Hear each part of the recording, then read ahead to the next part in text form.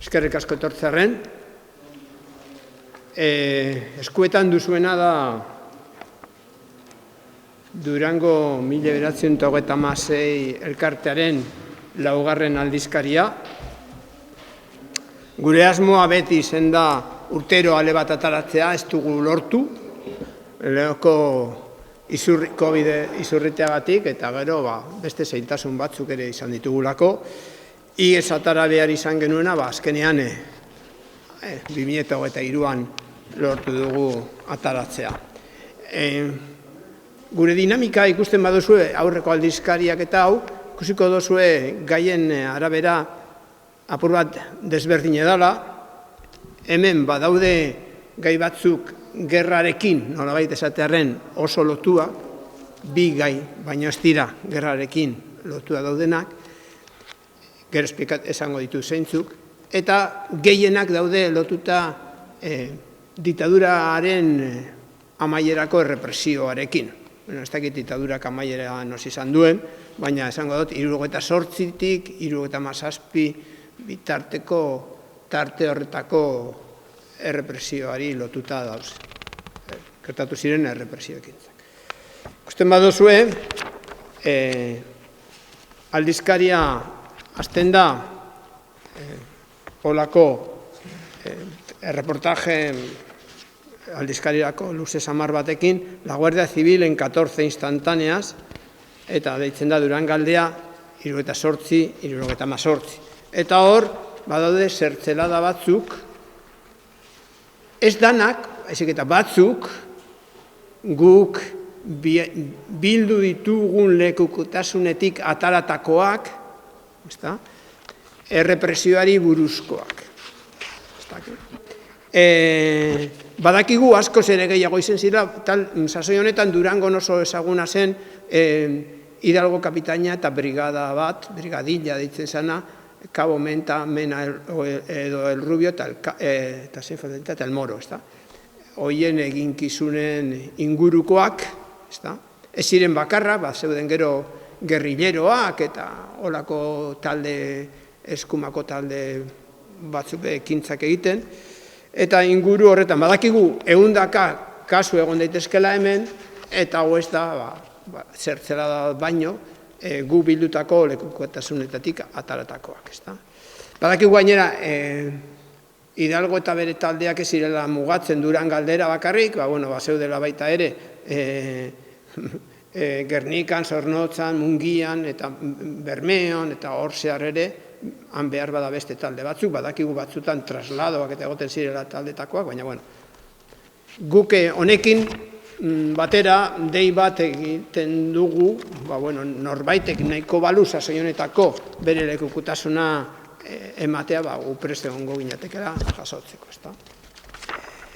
Gero jarraitzen du sasoi honetako kontuak, beste erreportajetxo bat, elkarrizketa batetik ataratakoa, Josu Urretez Tamayoari buruz. Josu Urretez, badakizue, 75ko urtarrilaren hasieran, nahi nez godatzen bostan uste dut izen zala, agertu zala guztiz jipoituta eta erdi hilda gaur Durangoko askatasun etorbidearen hasieran, eta egundo argitu ez den kontu bat dela hau, eta guk ere hemen ez dugu argitzen, baina alegin handiak egin ditugu biltzeko informazioa benetan, hau izen da, eta oso gauza gutxi lortu dugu, oso gauza gutxi, lekukotasun pare bat, baina anekdota gutzean geratzen direnak, eta oraindik, hor dago erreportaile bat horren inguru. Gero, 1975an ere gertatu ziren aurreratsuago, maietzaren 13ko goizaldean, gertatu ziren Durangoko gure kabiako tabernan eta Atxondoko apatako gaztelekuan bomba jarri zituzten, taberna horietan, eta horren inguruan elkarrizketa daude, bai gaztelekuko arduradun batekin, arduraduna izen zan andra batekin, eta baita ere gure kabiako Bilbaotarrekin. Eurek kudeatzen zuten orduan gure kabia, eurena zen, eta euren lekukotasunak daude hemen ekintza horren inguruan jasota. Gero badago beste artikulu bat, naiz eta erderaz elkarrizketa bada, deitu conoce usted al capitán Hidalgo, euskerazkoa dana, eta da elkarrizketa bat, Hidalgo kapitainak eta bereak torturatu zuten emakume bati egindako elkarrizketa bat. Hau ere, 75 izendakoa. Eta gero, badago Juan Maria Regik idatzitako reportaje bat, ez naz kasetaria, eta igual hau ez da izango reportaje hitza, baina ez da, horako idazki bat, Boletín de Noticias del País Vasco buruz, hau behar bada batzuk Juan Maria Regik ezagutzen dutenak, eta liburu irakurri dutenak jakingo dute hau, baina kontatzen du, ze implikazioa izan zuen Durangaldeak Madrilen argaitaratzen zen boletin honetaz, eta Espainia osoan eta Euskal Herrian banatzen zen boletin honetaz. Eta azkenean, bi artikulu gerrarekin zuzendutakoak, bata da, La fosa común del bombardeo de Durango, ikerketa hilobi komunaren inguruan egin den ikerketak, zer ondorio eman dituen, zelan egin den, ze kontu jakin ditugun, elkarrizketa bat, Jimmy Jimenezekin.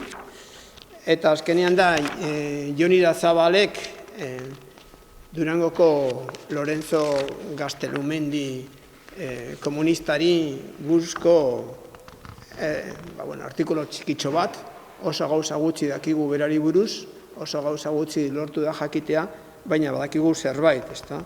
Lorenzo Gaztelumendi azkenean, Espainiako gerran ebile ondoren, Frantziako erresistentzian egin zituen bere azkenetako urteak, han ere preso hartu zuten naziek, eta eraman zuten Hamburgotik gertu dagoen, zegoen bentsat, submarino base batetara, eta han hil zen, uste 43an edo 44an, ustailaren 44an uste osara, egin zen, ofizialki ez dakigu egin zen edo egin zuten, ze justu egun berean, berekin erresistentzian egondakoak fusilatu zituzten Frantzian. Hau da, guztia, eskerrak Juan Maria Regiri eta Joni Zabalari testua publikatzearren, eta eskerra baita ere elkarrizketak eman dizkiguten guztioi, eta hemen zaudeten guztioi, bereziki, Jimiri eta zuei gure kabiako Izaskun eta Idoia eta Asierri. Hau da, gurea, badakigu ekarpen xume badala, eta bereziki dei bat egin nahiko genuke, gerra sasoiko kontuak ja ditugun lekukoak eta gerra ostekoak benetan banakaren bat lortzen dugu, baina ja adina dela eta oso zaila egiten da olako lekukotasuna biltzea, eta baina sasoian gaude oraindik 50. hamarkadako, 60. hamarkadako lekukotasunak biltzeko. Eta deia egiten diogu betiko moduan, prest daudenei, gugana hurbildu daitezen eta egingo genieke grabaketa bat. Nahi izan eskero. Beste barik, nire zaite besterik burura etortzen, sartzaroak batzutan neuronak ez dakite kentzen dituen, moteltzen dituen edo zer egiten duen, baina zerbait gehiago esan beharko banu, zuen esku duzten dut, eta galderak nahi bat dituzue edo nahi duzuena.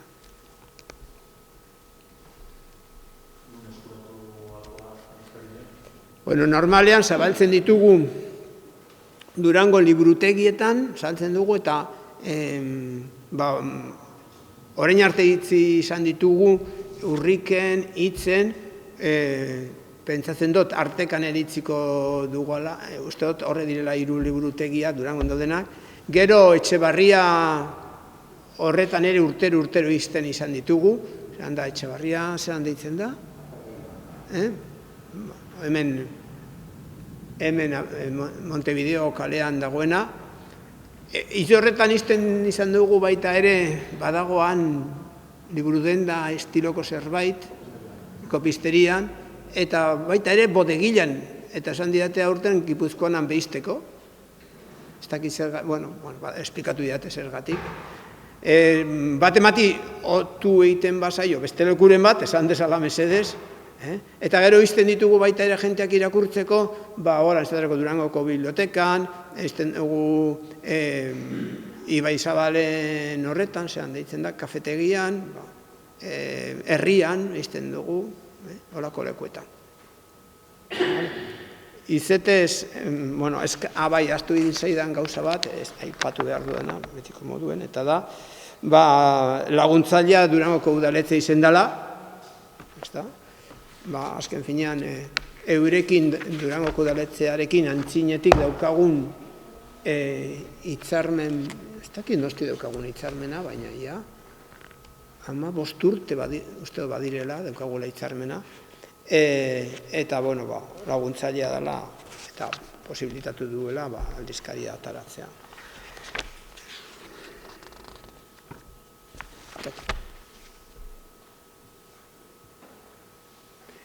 Aldizkaria egongo da baita ere gure webgunean modu digitalean. Oraindik ez dago, baina laster jarriko dugu han ere, eskuragai. Bueno, galderarik edo zego zer, nahi duzu?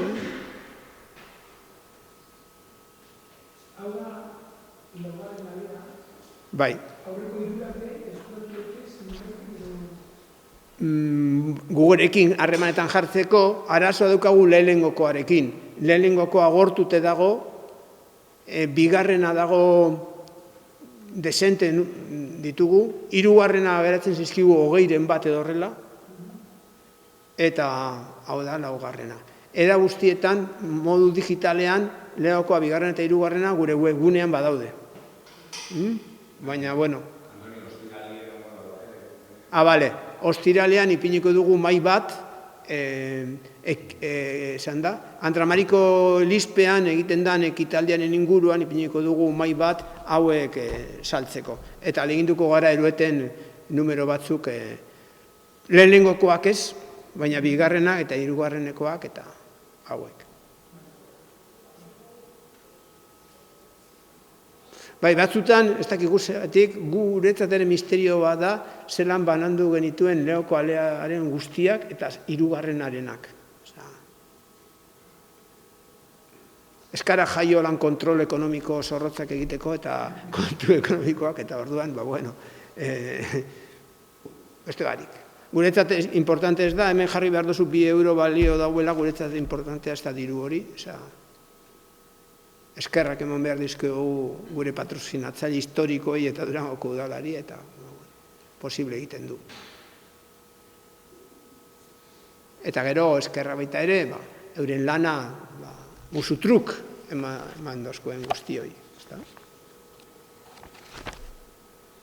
Jon Niria Zabalek eta Juan Maria Arregik ez dute kobratzen hau hemen kolaboratzearen. Eta Durango eta elkarrizketak emon dizkigutenak ere ez.